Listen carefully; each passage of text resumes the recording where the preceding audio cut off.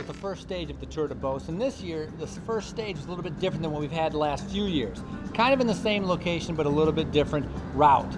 Definitely hilly, definitely up and down, and a long 4 circuits of a 50-kilometer loop to equal out to about 200-kilometer stage. So that made a long day in the saddle.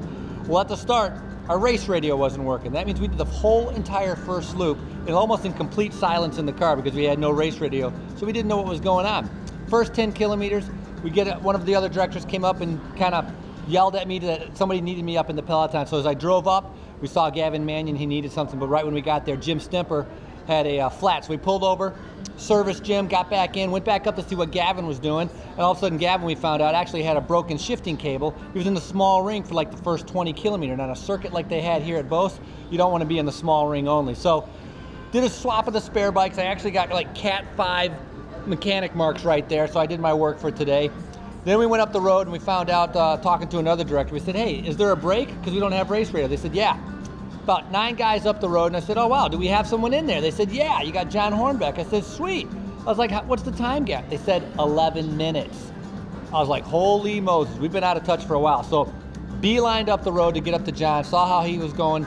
He was definitely motivated to try to get the KOM jersey, and that's exactly what he did on the day. Finishing second on a sprint, and winning the last sprint to be able to take the KOM jersey. So Hornbeck at the end of the day with the Maillot Pois, super happy. It's his first kind of big prize at a UCI race for John, so we were stoked for him.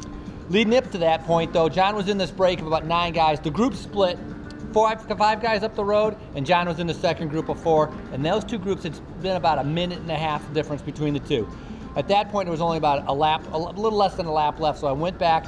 I told my riders from 5 Hour Energy that we needed to bring it back because there's no way I was going to let 5 guys finish up the road 2 minutes in front of the whole entire group. So 5 Hour Energy rode the entire last 30 kilometers flat out to try to bring everything back together, and it's exactly what they did. And in the end, it was won in a sprint by a rider from Benedati from Amoravida. Come to find out, this was only his 5th race as a professional. Just came out of the amateur ranks, and already he's winning as a pro. So congratulations to them. But overall, a good day. The guys are riding super strong.